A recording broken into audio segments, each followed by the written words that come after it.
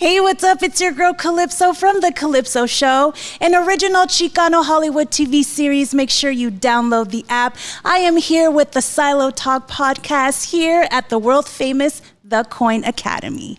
Oh, yeah. You ready, Calipso? I'm ready. All right, let's do it.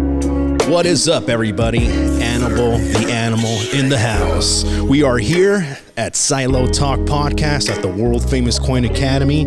Today, we got an awesome guest. She is a host of the Calipso Show on the Chicano Hollywood app. They're also on Cox Cable and at the Latino USA TV. Make sure you guys download the Chicano Hollywood app. And please welcome our awesome guest, Calipso Aranda. Oh, Aníbal, thank you for having me. Oh, thank you. Did you like my smooth R&B DJ voice? I mean, I didn't pay you to do that, but you did it. I was trying to impress you because I know you're you come from the radio world. The radio world. Yeah, and now you're in the TV world. I'm finally in the TV world. That's world, awesome. Realm, whatever. Well, welcome to the show. Welcome to Pasadena. I know you drove from a long land from here. You know what? It wasn't actually so bad. I love mountain, scenic route, anything. I did not have to go to that whole LA, downtown LA. I appreciate that you're in Pasadena. Oh, there you go. Awesome.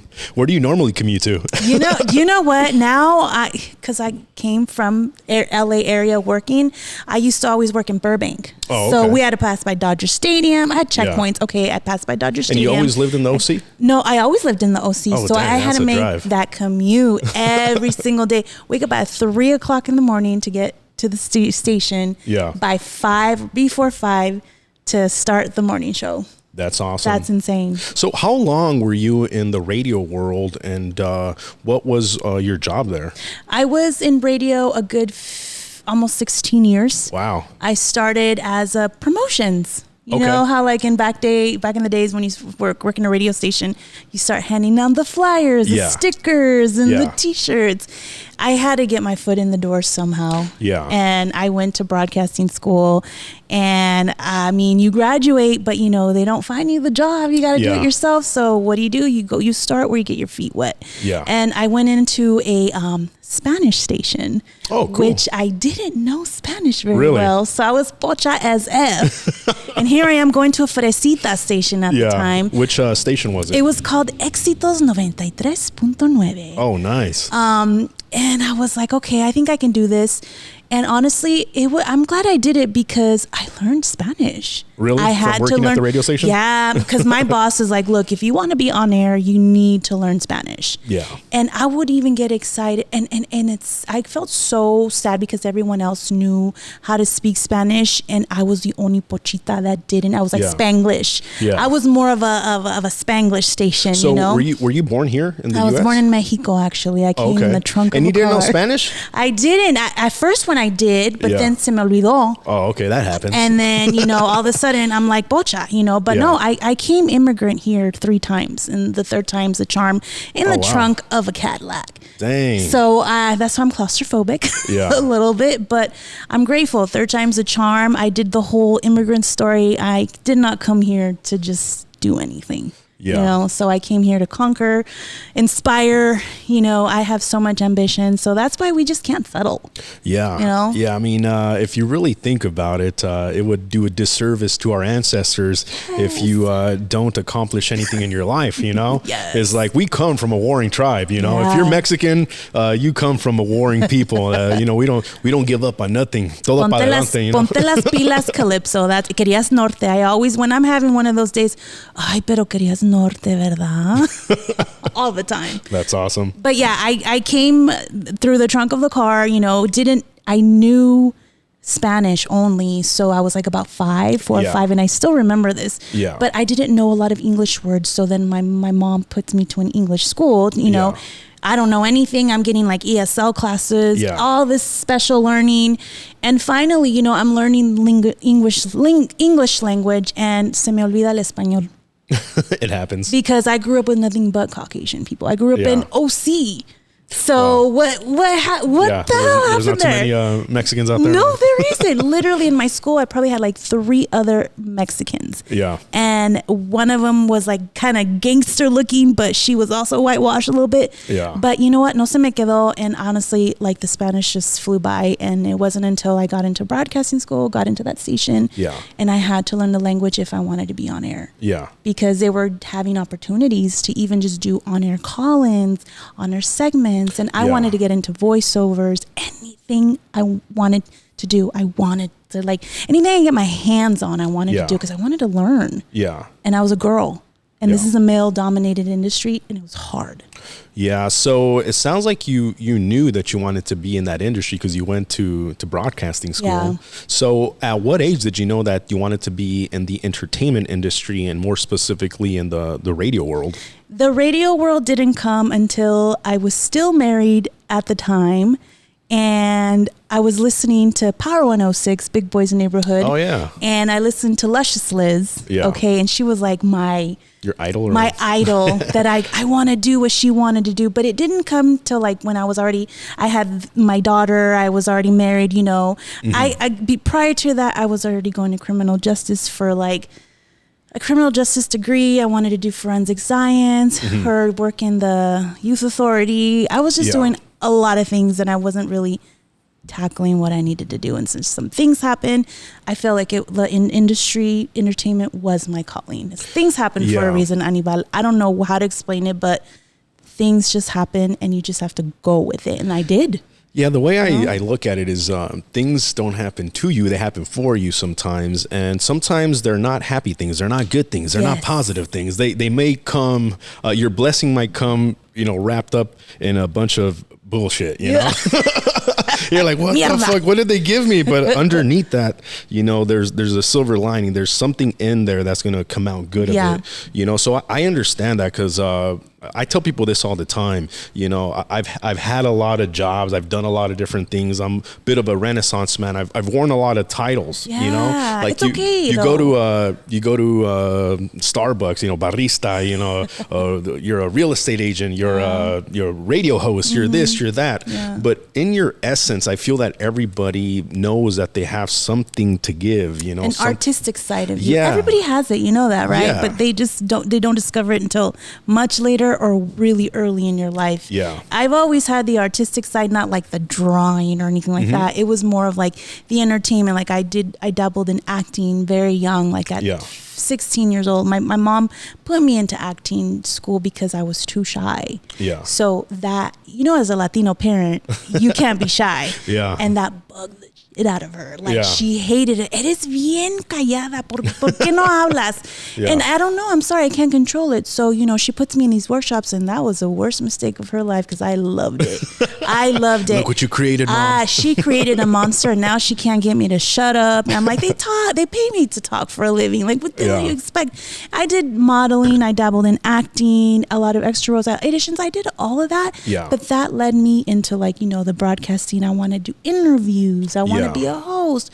I want to work in red carpets. I want to be that person that gives out the information. I want to do the research. I want to more of a journalist style. Yeah. And I even dabbled in news radio. And oh, that's awesome. I did weather. I did traffic for 10 states. It was very stressful. And I think that's how I got high blood pressure. Oh my God. I got sick because of that job because it was a lot. Because I was even producing for, stations in Baja California and in Rosarito. So, that job kind of it fizzled out because of certain circumstances, but it taught me a lot that I'm like, this is going to be, it's teaching me what I have to do next and next and next. And look, I don't regret it. Yeah. I don't regret it, but I wish I would have just been smarter about it and just quicker. What would you have done different?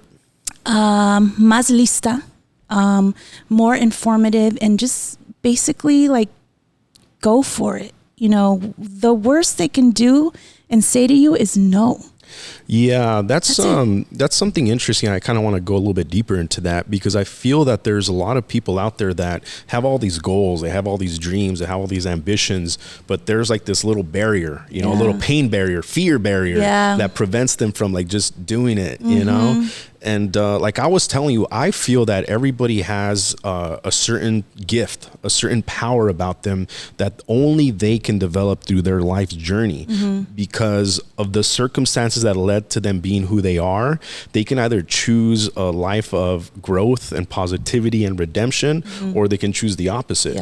And the people that I have interviewed and I have understood why they do what they do, the reason they're powerful is because they do that. They go and do the things that are scary. They do the things that are like, oh man, they're not afraid of being ridiculed. They're not afraid of looking stupid. They're not afraid of anything because they know that they're on the path that they should do for their own sake, not for anybody else. And I think that's what true art is. Art is authentic, where you're doing it for yourself. You know, you're doing it because it's something that you love and you have to get it out. You have to express it. Whether somebody claps or somebody boos, you're going to do it. You know, so I commend anybody that has the courage to go after their goals and their dreams.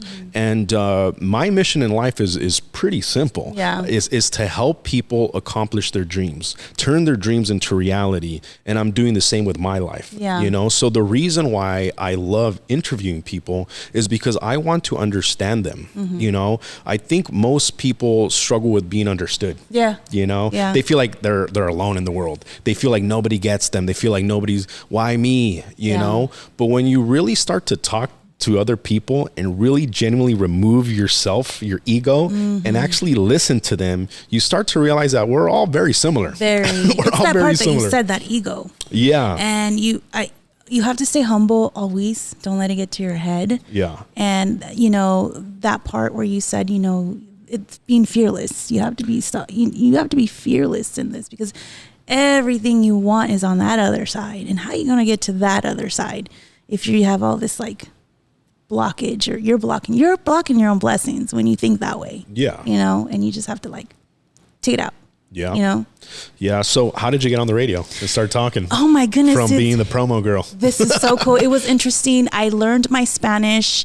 My boss at the time. How'd you learn? Did you just take a class or something? No, read the newspaper. My boss told me at the time, read the newspaper in Spanish, watch the news in Spanish, listen to everything in Spanish. So I would talk to my coworkers in Spanish and they would correct me. You say it all messed up. I would say pocha as F, but they're like, no, mensa, se dice así, you know, no seas tan fresita or whatever. And honestly, like that helped me, even though I hated their guts, because they made me feel so like bad and they embarrassed me. I remember one time I was at a car parking lot where they sell cars, and you know, you have to do those events in the tents. And ándale, ponte a hablar, cabrona, ándale. ¿Quieres ser locutora? And I was like, damn, this is this tough love. And they're like, pero mira, there's nobody here, so just practice. And I was like, dude, you really helped me with it. I hate you, but you really did help me. So I just practiced doing all the promo stuff over and over in Spanish. And it, you know, in months, maybe not months later, probably a couple years later, my boss is like, okay, you're ready to do some on-air call-ins. Let's invite some people to come on over to this event. And honestly, when I knew I was going to do it, I was nervous. I was sweating. I was writing down my copy points. And I'm like, what do I say? And you have to sound excited. You have to sound like it's popping when it's like two people. You know what I mean? I'm like, okay. How do you do it? That's a good question. How do you keep your energy levels at a certain state? Because I recently started to take acting classes. Good for you. I'm glad that you're doing that.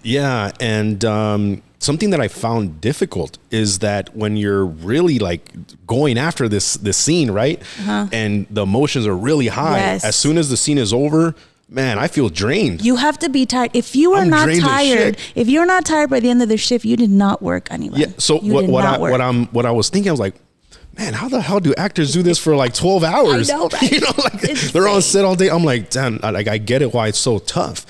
So I'm always curious, and because we're all human, we all have what I call a certain energy reserve. You know, I don't care what you are. At one point, if you don't sleep, you're gonna faint. You're gonna pass out. If you don't eat, you're gonna get hungry. True. Like, we're human. Yeah. So, but I also know that there's certain things that people do in order to control their energy reserves. Yeah. So I know great radio personalities have this ability to keep their energy levels up, right? the whole time. So how do you do it? Okay, it's all theater of the mind, right? When you're listening to the radio station, I'm telling you right now, radio is garbage right now. I can't even think of a radio station right now that is like so enticing.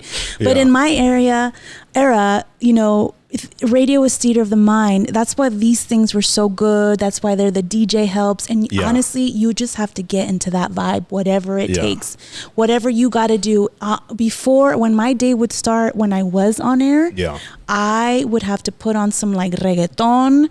I would have to start practicing my like intro and the name of the songs. I would do the research, and I would literally was living, breathing, and sleeping radio every day. Wow. Because I was sleeping, and I was like, okay, and this is what I'm going to say, and this is what I'm going to say. Because when I first started, I would do Post-its everywhere. Oh my God, the studio would be nothing but Post-its. Oh my God. Because you have to front sell and back sell.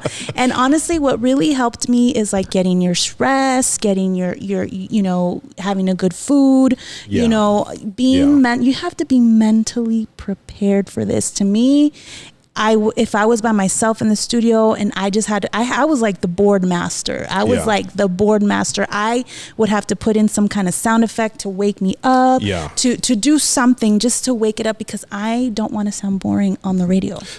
I had to have some kind of music. And when you're walking in, hey, what's up? It's your girl Calipso. How's it? You know, you are the person that they're relying on to get through the day. And that's how I saw it. It was a mental thing. And I remember one time somebody called me, hey, are you okay? And I was like, oh shit. Like, do I not sound okay? I'm dropping my game. Yeah. And there was something wrong with me that day. Wow. I was having a bad day. I was like, no, cannot affect me. Yeah. So you just have to mentally prepare yourself. And I'm not going to lie.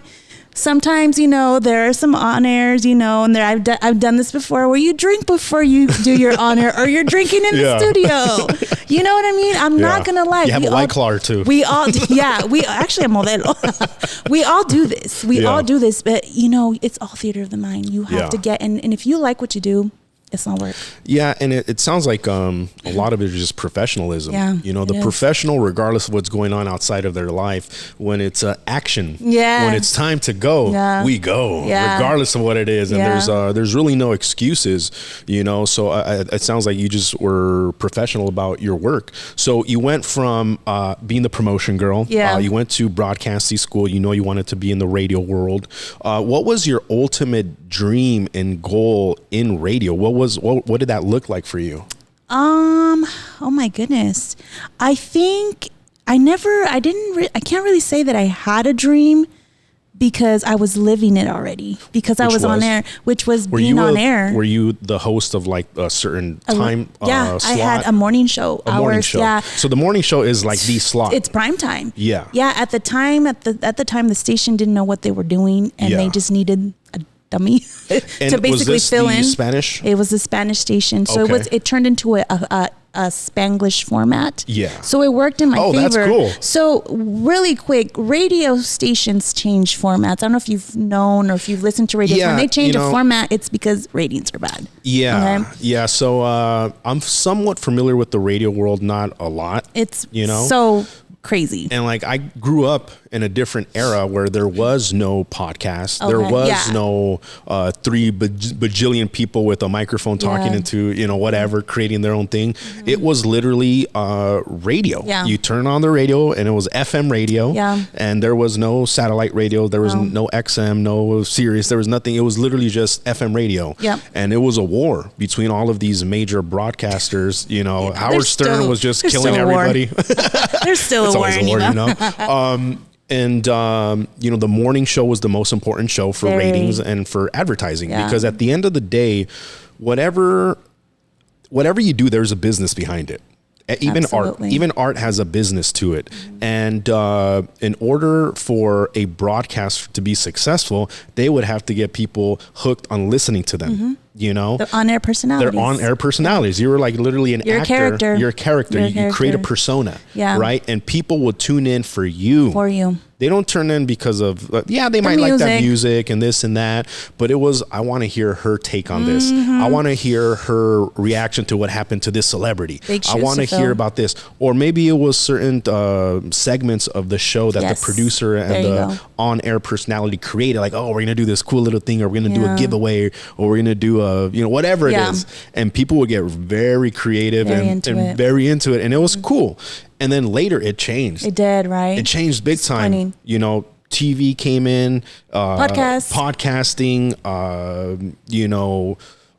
influencers, satellite radio, influencers, Instagram, social media. There are so many different options for people now that radio started to become oversaturated by other competition. It is. So then the viewership was sucked away from the radio, and now it's somewhere else. Yeah. And I feel that a lot of radio stations kind of fell behind with the times. Yeah. And they didn't evolve. And the ones that evolved are still around, but they had to completely change the way that they did their shows because now they're competing with other people. Oh yeah. You know? Everybody's competing with everybody, and it's whether if it's the same music format or interviewing the same. If you notice, it's all a different, it's the same thing, just different radio stations. Yeah. It basically, that's what it is. Yeah. And it's, hey, us in radio world, we're like, oh, he was just here.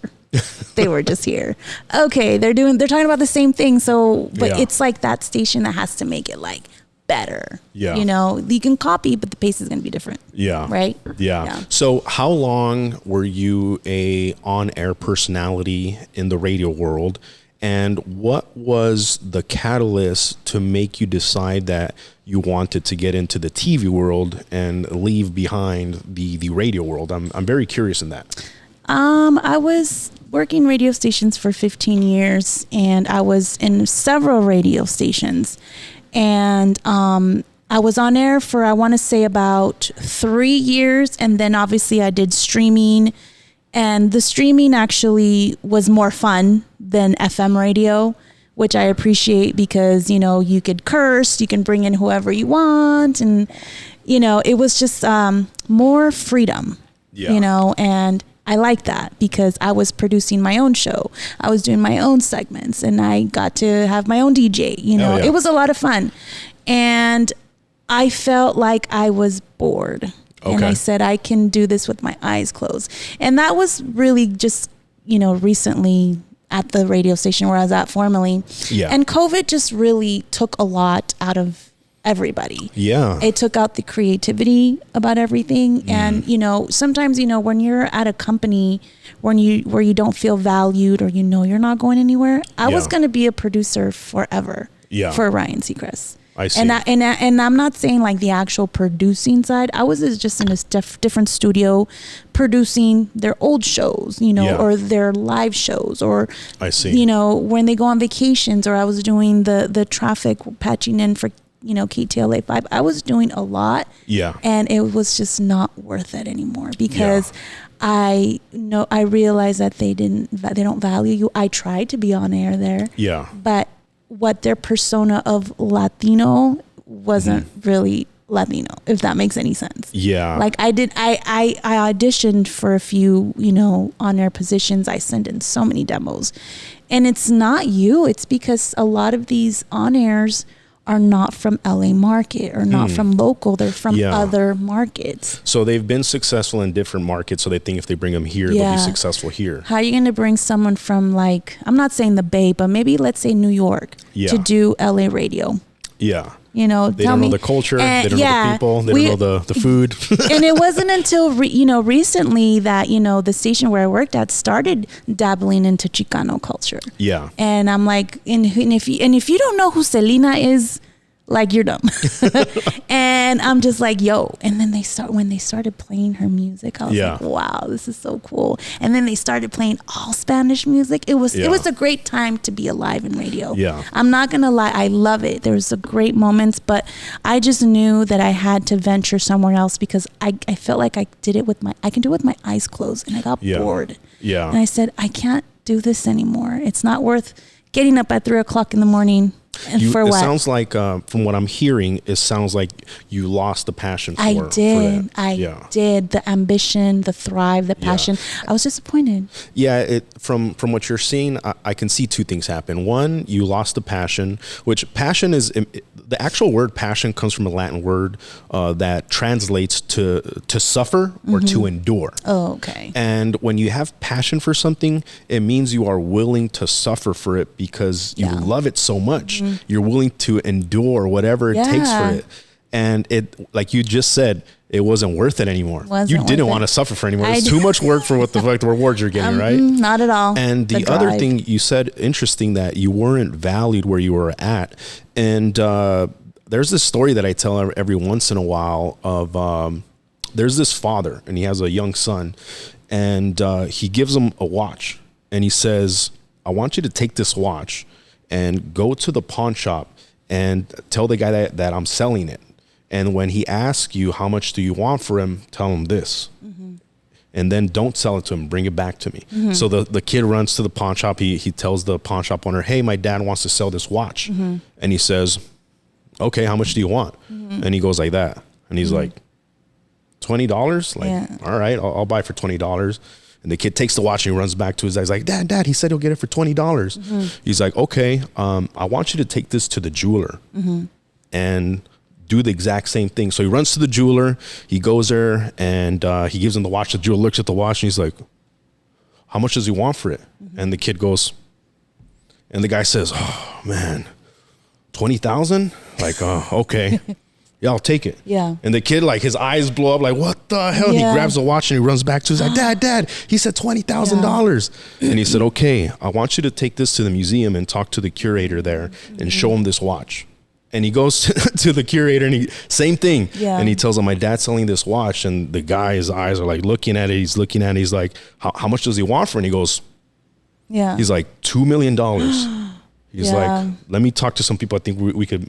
So the kid runs back to his dad and he tells his son, this is a lesson for you to always go where you're valued. Yes. You would have sold yourself cheap to that guy for $20 when you're worth $2 million. That's true. We are the same way. Yeah. We sell ourselves short. We do. And a lot of it comes to our belief system in our own abilities. And the way that you build your abilities, your confidence, is through competence. Yeah. You have to study your craft. You have to be passionate for that shit. You have to be willing to suffer more than every single other person. You have to be willing to die. Preach. for what it is that you say you're doing. So people tell me, like, I ask all of my guests, like, what are your dreams? What are your goals? What is it that you want in this life? And it's not for me. It's for them to say it out loud to know if they actually want it or not. Because as soon as you say you want something, guess what's going to pop up? Mr. Resistance, the devil himself. Oh, yeah. He will pop up and be like, really? Do you think you really want that? We know him. And you're going to be tested, right? Yeah. And like they say, there is no testimony without a test. Yeah. And every person that I have interviewed and talked to that are successful in their craft, they've been through some shit. Yeah. You know? So I know that for you to get to that point where you were living the dream in the radio world, in your eyes, you had gone through a lot of stuff to get to that point. But at one point you lost the passion for that and you no longer were valued, but inside you knew that you are worth a lot more. Yeah. So it sounds to me like that was kind of the catalyst to get you to look elsewhere and get you into the TV world, where I feel that's kind of where the future is. I agree with you on that. You know, so tell us a little about you know, your transition into TV, how you met Johnny and Chicano Hollywood, and what is the vision of the Calipso show? Well, I've always dabbled on TV and film before that because I was doing interviews, TV, you know, like just radio interviews or just on camera interviews. So that was, I feel like that was always a practice for me to get me to where I needed to be. And it's funny because I met Johnny Murillo through my friend who I've known for years, who gave me my first opportunity to host a Day of the Dead event, and she's nice. like, I'm kind of shy, so can you do it? And this was through my like radio. Remember you were shy when you were a little remember? girl? Yeah. So I said I'll do it, and I did it for free. I had to do a lot of things for free. Yeah. Because I felt that it was an even exchange. Yeah. And she had met Johnny, and she's like, hey, you need to meet Johnny. He's from Chicano Hollywood. I started to fall, and I was like, dude, I really like this movement, like what they're doing. Yeah. And I was like, God, I'm kind of scared to meet him. He's like this big guy. What if he's like, oh, you know? But when I met him at an event, La Bulla, which I'm going to be getting into. Yeah. I met him at one of the events that she was doing a fashion show for. I finally met him. We hit it off because he was looking for a VJ to do something like remember Daisy Fuentes from VH1? Mm-hmm. Yeah. Something similar for the Chicano Hollywood music platform. Hell yeah. Okay. And I guess she might have mentioned my name. Hey, I know a perfect music person. Yeah. She's on air. She'd be perfect for it. He's like, okay, great. Let's do that. We finally exchanged exchanged numbers at that event. It went great. I hit him up. Like, I'm just looking at like, okay, Calipso, fucking do it. Let's do it. I'm like, hey, it was great meeting you. Let me know when we need to talk, when you want to talk. And that it's like, that's when everything happened. Yeah. We met up at, somewhere in Burbank right after getting off for Seacrest. It was a lot of meetings. And it really was that show where it started, a musical show where, it's going to be, introducing music videos of Chicano artists, you know. So it was our version of that, like a platform to showcase our people's work. Yes. Yeah. And I thought this was perfect. This is a great idea. And then it started. And then in none of the meetings, when I was meeting with his daughter, Betania, who's the music director, she's like, why don't we just find a name for this? And we're like, okay, what are we going to call this? Yeah. And I said so many names and every meeting, everything just changed. And it just ended up being the Calipso show. There you go. It's your show. I was like, wait a minute. Are you sure? Yeah. Wait, Johnny. And he's like, yeah, why not? You're perfect for it. And I was like, wait a minute. Okay, hold on. But I don't want to name it the Calipso show. Yeah. And he's like, so you were resistant to the name. I was resistant. He's like, God, you're so humble. Yeah. I was like, and I'm not saying that I didn't feel that I didn't deserve that. Yeah. I'm just saying that all my life, I've worked on so many shows. Like, why are we calling it that name? But then I accepted and I was like, okay, the Calipso show. He's like, it has to be that name because if we want to go and sell it somewhere else, it's just the name, and you can go be somewhere else. I'm okay with that. That's awesome. And I thought that was so dope of Johnny to like have my back like that. Yeah. And all of Chicano Hollywood. And honestly, so many meetings, we met, the director and pitching all these ideas. And it was so amazing. I was like, oh my God, I'm actually going to do this. Yeah. I'm going to be the talk show. I don't know how I'm going to do it, but I'm going to be a talk show host. And really, I was just trying to this is not a podcast. Or no, right? No, this is a talk show host. Yeah. We're going to bring in audience members. Yeah. He has this vision and you cannot talk him out of anything. Yeah. Okay. And I'm just like, I'm right there with you, Johnny. I love that idea. Let's do it. And I was just like, okay, we're going to do this. And I didn't think he was not kidding. I knew he was honest. Serious, he was being serious. And we finally did it. After the meetings, he's like, okay, everything just started coming together, from the location. Shout out to Hello Stranger for, letting us use the set. It came out to be such a beautiful set. It looks beautiful. It looks awesome. I loved it. All of our audience fit perfectly. Yeah, it's great. They have a live audience there. It was so awesome. Not just for you, but for your guests to be able to oh, wow, this is an actual TV show. Yes. And we had treats for them. Yeah. We had some, prizes for them. And a big old shout out to Firme Mezcal, our sponsor, awesome. who came out to support all the time. And honestly, it was more of a feel of a night vibe show. Yeah. Does that make sense? Yeah. That if you see the set, it's got really night vibes, and it's like a bistro, club, not club, but very very loungy, Yeah. you know, and that's what Yeah. he was going for. And he went for exactly what he said. That's what happened. Yeah. You know, and, you know, we had musical artists, our musical artists of the night. We have some great talented artists that I got to Hell yeah. listen to their music, like just like for the first time, that I've never heard of them, that are just Yeah. like out there, and now they're doing their thing. Yeah. The great thing about Chicano Hollywood is that everybody works with everybody and we all help each other. We're familia. Yeah. And that, when we filmed all those episodes, I saw the network just grow with like people that I knew that worked with this person, that worked with this person. And that's so pretty that we all brought that together. Yeah, that's what's so beautiful about Johnny Murillo's vision of Chicano Hollywood. You know, I've interviewed Johnny before, and he told me what his vision was, and he's doing it. Yes. You know, and I'm part of that movement. I'm so glad to hear that. I'm Chicano, you know. Yes.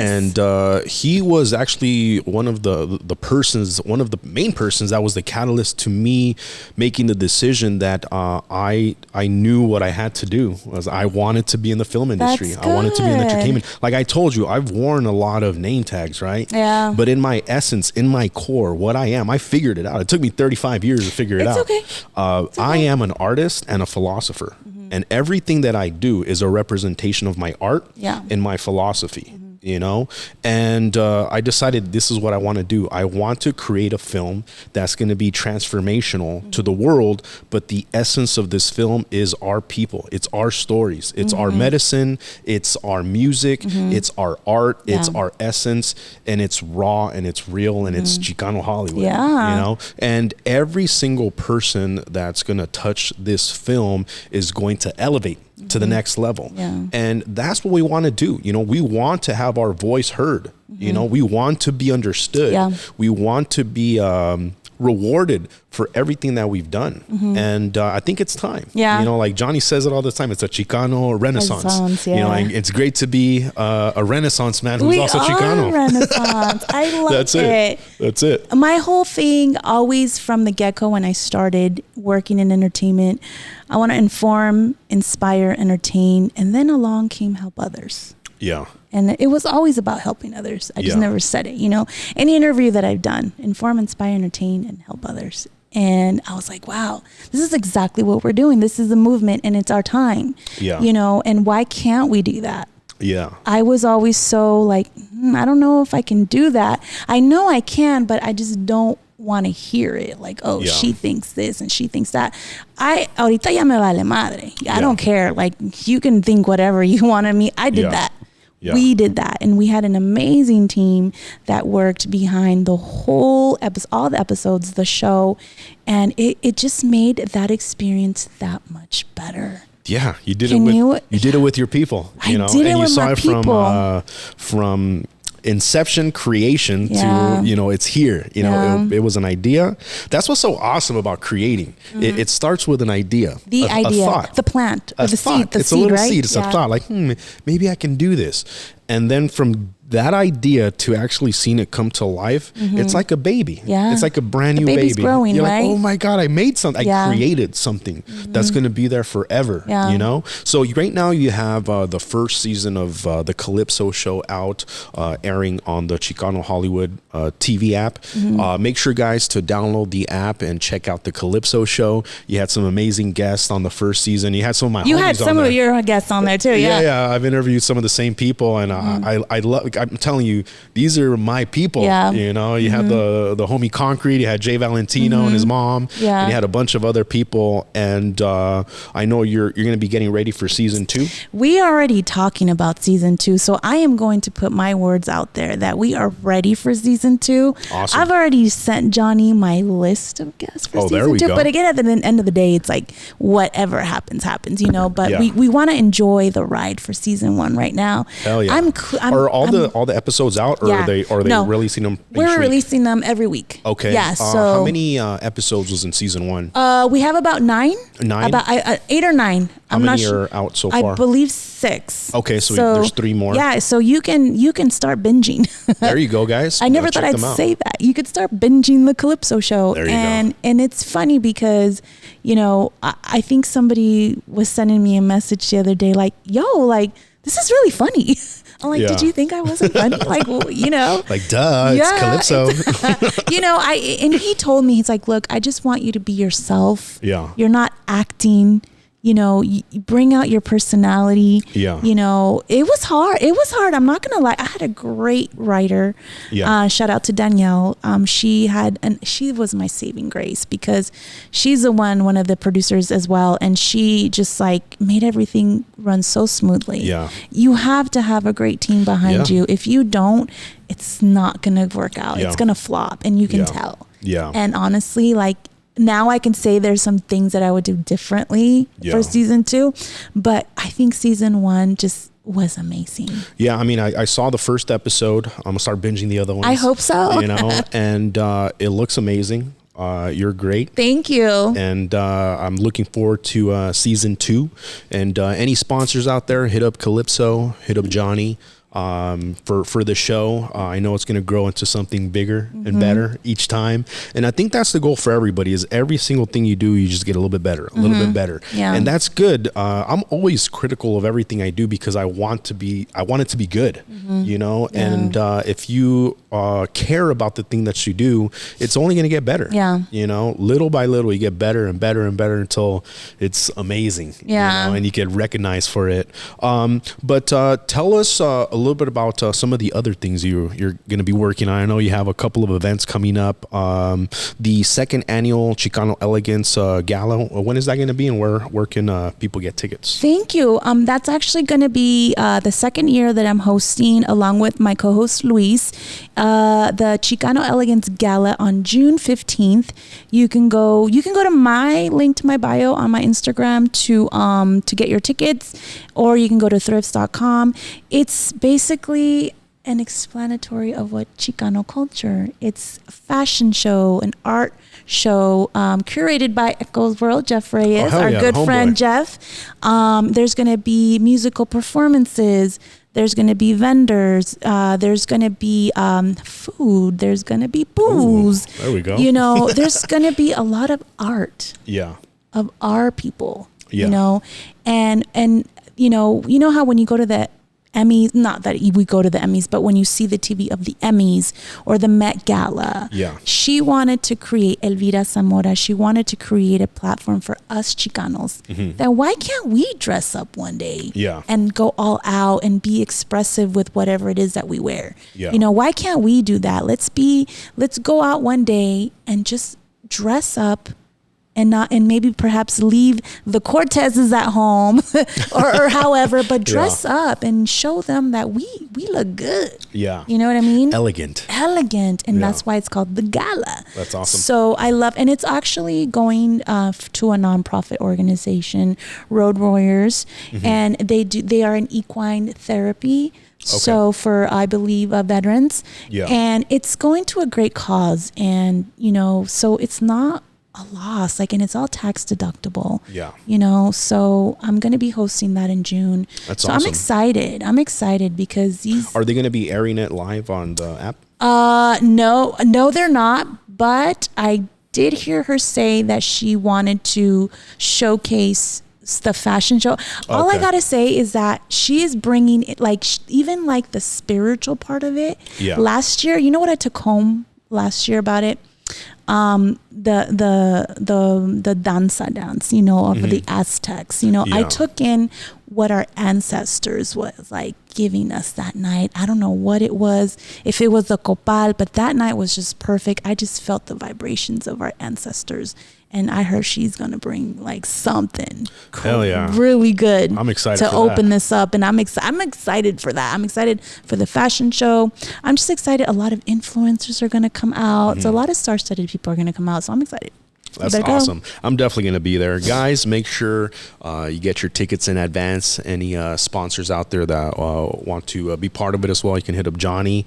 And I know you're going to be hosting a couple of other events. We have the, you're going to be doing a Lucha Libre event, right? La Bulla. And you're hosting that also with...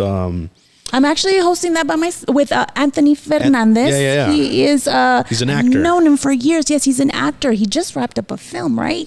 I think so. An award or something like that. So he was on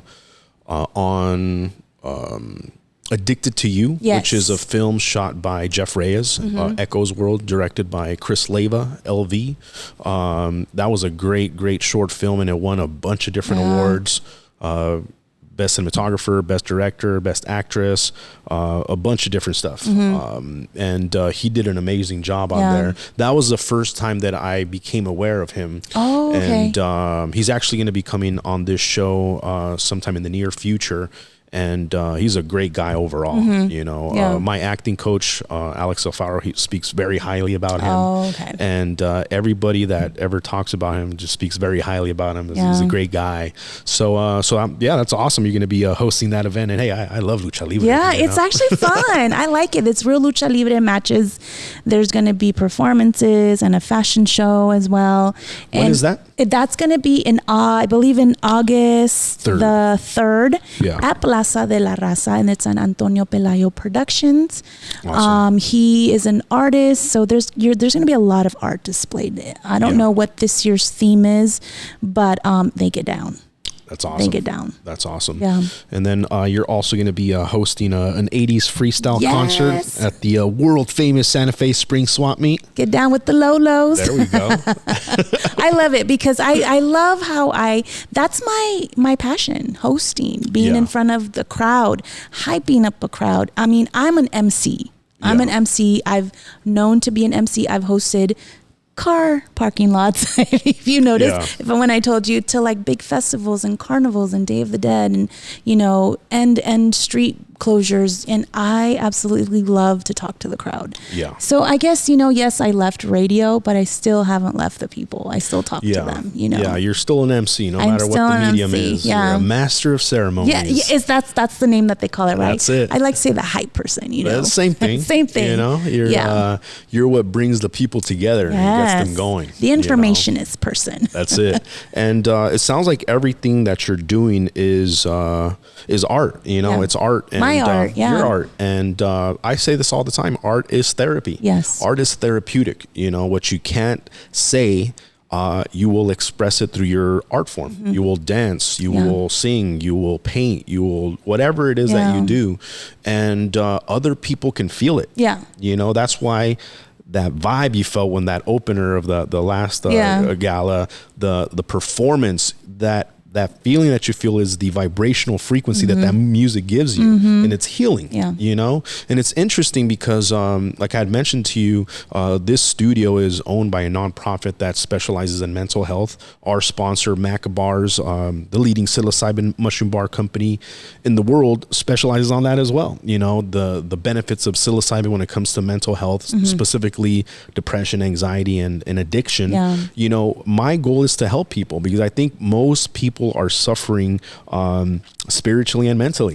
I agree with you on that. Every day on the daily. Yeah, and it's a daily battle. It's not something like, oh, I worked on mental health, I'm fine now. Like it's like showering. No, you gotta work on it all the time because the world is not like they say all sunshine and rainbows. There's tough things that happen, and sometimes you go through a period of just bad luck, you know. And if you don't have the tools in order to get yourself out of these funks, you can easily go down a very dark spiral, path. Right. And interestingly enough, you're actually a mental health technician. So why don't you tell us a little about your work in the mental health world and maybe give some advice to maybe some artists out there that are kind of struggling with their mental health? Oh man, I think I can write a book on mental health because we all go through mental health situations. And as a mental health technician, I work at a residential home with clients or patients, however you want to call them. And, you know, we are the first person they see that are in our care. I've seen all sides of the spectrum. You know, it's a very stressful job. I bet. It can drain you mentally. I started this path because I wanted to understand mental health and anything that has to do with mental issues, because I think we all struggle. Did you ever struggle with any mental health issues? Oh, yes. And I'm surprised that I'm not on medication. You know what? It's crazy because everyone relies on drugs or some kind of medications they use it to for mask the emotions. And I've seen people just on it just because they want to be on it, because they don't want to try for themselves. And I'm sorry, I'm very resilient and I don't want to use drugs. I feel like my coping skills are enough, but you know what? Sometimes they get the best of you. Yeah. They get the best of you. And oh, my goodness, spiritually, you have to be aligned. You know, when I go into work, I'm like, oh goodness, what are we going to deal with today? You know, someone that's going to be in psychosis, or someone that's detoxing, or, you know, or just someone that's just not in the mood for you. Yeah. And you can't take it seriously. And I'm just so grateful that I don't. I have that attitude like where I am empathetic, because you have to be empathetic, but you can't go home and cry about it. Yeah. Like how most people can, you know? And it makes me appreciate things a lot more. Like, you know, some people just struggle just getting up to bed, to just do anything, just to go even take a shower, to go brush their teeth. Yeah. They struggle with those daily things, and they need us to help them learn those things all over again. They are away from their families, and it can be anywhere from like 18 to like however age it is, you know, and they're in a house of different aged, you know, people. Yeah. And, you know, you are their saving grace. You are there to make sure they are okay. Yeah. You know, and I'm not going to lie, within this month, I've probably had a lot of people try to end their lives. Wow. And what that does to you mentally, it's just like you come home and you're just like, damn, I'm glad I was there and that didn't happen. Yeah. I tell myself all the time, because lately, I don't know what's in the air, but mental health is serious. If you are an artist and struggling with it, take some time for yourself, and it's okay to go get treatment. Yeah. It's absolutely fine. There are insurances that pay for this. Yeah. I'm telling you, don't think that you're getting judged because you want to go to a rehabilitation, or just, it can be like if you're like bipolar disorder or schizophrenic or just anything, you know, multiple personalities, or just depression, or if you're a substance abuse, it's all in that same house, you know, and you have to get treated for it, and it's okay to take some time. Usually treatment's like 45 days to 60 days, but that's not enough. Yeah. It's enough for you to drive yourself insane, be like, I'm away from my family and I want to go home. Yeah. But then you find yourself relapsing again for whatever reason it is, you know, and here you are having all these medications and you just rely on these things, and you're just like, okay, I'm by myself. Do I go back again? It's a struggle. Honestly, go get mental health. Go to a therapist. They accept insurances. There are some that are even freelancing now. Yeah. I know that talking to a friend is actually a good therapy, or going shopping or doing other things, but you're being avoidant to what you are currently facing. Yeah. Don't hold these things, because these things, you're just putting them under the rug. That rug, look, it's piling up. Yeah. You're going to trip over the rug. Don't do that. Don't do that with your mental health, because we ourselves, I'm not going to say how old I am, but you know, mental health is very important, because then you start getting anxiety, then, you know, panic attacks, and how do you control that? Mm-hmm. You know, and that's what I deal with every day with, you know, when I go to work, and and then I come home and I'm like, I think I have one too. You know what I mean? Yeah. It's hard. It's hard, and whatever that you can do to cope, a lot of things you could do to cope, but it's just temporary. So there's no cure, like you said. Mm-hmm. There's just therapy, and the way I look at it is it's a journey of healing. You know, you go on a journey of healing, because like you said, there's a journey of avoidance and masking. And that one's an easy ass road to take. There's a bar at every freaking corner. Yeah. You know? Oh yeah. Your bed is over there. You know, the TV's right there. You can disconnect from reality and go into this world of alcohol abuse, drug abuse, and masking what is really happening with other addictions. Yeah. But if you realize that only you can save yourself, and you decide to heal yourself, then there's actual things you can do to heal yourself, you know, and talk therapy works. Yeah. You know, whether it's like you said, sometimes you have to reach out to a professional. You can't just, you know, talk to your friends sometimes. No. They're probably they're tired of you. Yeah, they don't want to hear it. They're tired of your negative energy. They're happy it's happening to you and not to them. Whatever's going on in your life, they don't care. But I'm that friend that likes to listen all the time because I'm so empathetic and I feel like I can dissect it now that I'm in this industry. But you're like a therapist pretty much. Pretty much. No, yes, I am. You know, but and not only that, and this leads to art. Yeah. You know, a lot of the therapy is all art involved. You know, and that's very helpful. So if you're not into art, trust me, find something that can be very artsy that you would love to do. And to me, you know, what helped me was editing, you know, producing, you know, creating.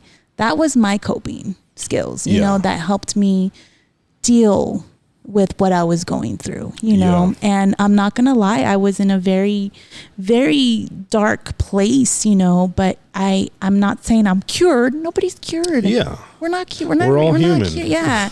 You know, you just got to learn how to, you know, okay, not today, Satan. Yeah. You know, but we learn how to fight again. Yeah. We're all different. You just got to figure out what works for you. Yeah. You know, and, you know, I feel like spirituality plays a lot into it because, you know, a lot of the, you know, the clients or the patients, it's all the voices that they hear, you know, that tells them to do things, you know, and that's really hard. What do you say to somebody that, oh, the voices are telling me that, you know, I have to do this. So I'm like, don't listen to those voices, you know. Sometimes I'd be going in there with my sage in that house and I'd be saging up everybody. Okay, come on, turn around. Saging, let me, you know what I mean? Yeah. And I'm not saying that it works, but I mean, oh my goodness, spirituality is so important. Do you have a internal voice? What do you mean? Like an internal voice that tells me negative things or? No, because there's people that suffer with, you know, schizophrenia. Oh, where they hear voices in their head and it's other people. It's not them. Oh, I know what you're talking about. And, no, I don't. Yeah, that's not what I'm asking. Is that I know you don't have schizophrenia. Okay. Or at least I hope. I hope not. But some people do, and some people don't have an internal voice of themselves. Like I have one. Okay. I can hear myself talking to myself. Oh, and okay. I can ask myself questions and I can answer these questions. And sometimes my self-talk is positive. Yeah. And there's been times in my life where my self-talk is completely negative. Right? Oh, and, you got to check yourself when you're that way. Yeah. Yo, I know. I told you, I've been on a journey. I don't think you know my story, but there's not enough time. You're going to say your story one day. I know you are. I've shared it before, snippets of it. But that internal voice, to me, I think most people have it, but sometimes they don't actually hear themselves. They're just thinking it. Yeah. For me, it's actually like I could hear myself talking to myself. And you have to learn how to listen to the positive one or how to at least acknowledge it. Yeah. Because to be honest, most people are not even aware of their negative self-talk. Your worst enemy is yourself most of the time. Yeah. You know, you're like, oh, that might suck. Like, why did I do that? Why are you so stupid? And you will listen to yourself. You're like, oh, no, I shouldn't do that. I'm probably not going to be good at it. Like, you're right. But if you tell yourself the opposite, you're probably right too. Yeah. Whatever you tell yourself, you will do. Like you said, everything starts with an idea, with a thought. Yeah. From that point forward, you move. So a lot of times you can see where people self-sabotage themselves because of their own negative self-talk. And I'm victim to that. I'm guilty of that as well. You know, I think we all are. But I decided at one point that I no longer wanted to listen to that voice. Good for you. Because I knew that if I continued to listen to that voice, it would lead to destruction of myself and of others. Yeah. You know, because I know myself and I'm a fucking monster. See, I'm ghetto as F sometimes, you know, when these hoops are on in the Cortez, like this gangster be coming out sometimes. That's the voice. That's the voice you're talking about. Voice. That's the voice that I have. There you go. And I got to put her back inside and not let her come out because I'm scared of what I will do to you. I understand that. And I'm not scared of you. I'm scared of what I'll do to you. Yeah. And I'm so proud of myself that I've left her in there, not letting her come out. Yeah. Because we're grown people and I have a lot at stake. Yeah. You know, people get road rage. People are upset over the dumbest things and they take it out on things. I mean, the stuff that we see on the news all the time, you know? That's what most people don't understand, that things can happen at like that. Right? Like that. Yeah. You could just be driving and then something happens, right? Yeah. You can walk into a store and a situation erupts. Oh, yeah. And you have to be prepared for anything. And we never know. We never know when our day comes, right? I know. And that's what's crazy. I know. So we have to live life like it's our last day sometimes. I live and you my have to life be like that. you have to be aware of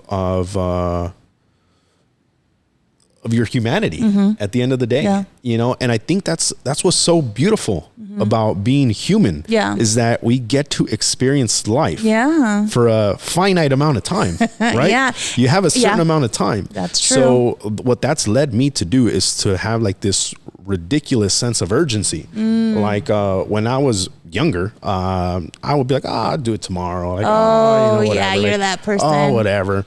And then through life and living some crazy ass shit has led to me to realize, like, nah, I'm surprised I'm here. You know? I'm grateful that I got here today. I'm grateful, like, holy shit, I could have died like 300 times. That's like, I can't believe I'm here. Because there's so many people that I know that, like, you know, they didn't make it. Yeah, you know, they didn't make it. And others that their life is like completely fucked up, you know? And they don't do anything about it to get up and do anything better for themselves. Yeah. Ahí se quedan, ahí están comfortable, quieren sufrir because they want to, and that's the life that they know. Yeah. That they're used to it. Yeah. It's kind of like being in a toxic relationship over and over again, and then you're in a good relationship and you're like, what's this? I'm so uncomfortable. Yeah, it's you know, called the same thing. Yeah, it's called a paradigm. That's the actual technical word for that. Is that you are accustomed to a certain way of living. Yeah, you know, that's why there's 3, 4, 5th generation welfare recipients. Yeah, and then there's 3, 4, 5, 6 generations of wealthy people because that's what they expect. Yeah. That's what they see. If you wake up and you breathe rich and you smell rich and you look rich and all your life is just wealth and success, and your parents put you in the private schools and they connect you to other people that own companies, and that it's easy for you. And but if you grow up in poverty and you never knew your dad and all your friends are gangbangers and your mom's never there and she's a drug addict, then everybody tells you you're not going to do nothing in your life. Then you expect to be you know, and it's a self-fulfilling prophecy. So the first thing that you have to kind of do is you have to experience something different than your current reality. That's why I think these programs where, you know, they take inner city kids out of the city and expose them to a different way of living is so cool, because they're like, holy shit, I didn't know I was poor till I had some rich friends. Right? Like, what the? Yeah. What, you guys we're middle class? Wait, this is middle class? Porque estamos comiendo frijoles todo el día. Yeah. I love frijoles. Like, I didn't even know sushi was a thing. I know. Like, what the hell is that? Seriously. So just experiencing something different will open your horizons. You know, so being courageous is the first step of the hero's journey. You know, I interview heroes, and you're a hero. Oh, thank Calipso. you. And the first step that a hero will do is that they will step into the unknown. They will hear a calling. Something is pulling them. Like, you're living this normal life of doing the same shit everybody around you is doing. Everybody's doing that because it's safe. They think it's safe. It's a facade. It's not safe. But the hero's like, no, something is calling me to go over here and do this other thing. I want to be on the radio. I want to be a TV person. I want to be an MC. I want to be Calipso. Yeah. And to the regular world, they're like, that's weird. Why are you doing that? Yeah. Oh, yeah. You know? A little bit too much. And the hero doesn't care because they know that that's their calling. That's what they must do. And along that journey, you meet some people that help you. You know? Oh, thank goodness for those people. We call them mentors. Yeah. You know, in the hero's journey, they call them wizards and oracles and all this other shit. Yeah. But in real life, these are mentors, and these could be your parents. These could be your pastor. This could be your acting coach, your theater coach, or whatever it is. And what they give you is insight of what to do and where to go and how to overcome become what's gonna come. And they believe in you too. That's it. That's the crazy part. They are instilling belief in you because what people see in the hero is potential. They see that you have a gift. Whatever it is, they're like, man, Calipso is like so captivating. Like people like to be around her, or whatever your gift is. Like, oh man, this dude is so gifted athletically. If I teach him how to fight, he could be the world champion one day. You know, that's what like a Customato saw in Mike Tyson when he was a little thug and 12 years old. Like, oh my God, he's knocking out adults and he doesn't even know how to fight. Yeah. You know, and you like this girl, like there's something, but she could be a great actress, right? They see the raw diamond. Have you ever seen a raw diamond? No. It looks like a piece of a rock. It's a rock. No, I've always seen it when it's pretty and it's like it's sparkly refined and shiny. That's the same thing I told you. You go where you're valued. The beautiful thing about the mentor is they see the potential. He is like the museum curator. Yeah. Where he's like $2 million. That's what you're worth, right? Exactly. The same thing as the raw diamond. You are a raw diamond. And I think most people, if they realize that that's what they are, then they will treat themselves that way. We have to be more kind to each other, to ourselves, and believe in ourselves more. Because once you do that, you can refine. We all have the best version of ourselves and the worst version of myself. I know the worst version of myself. It's not a good guy.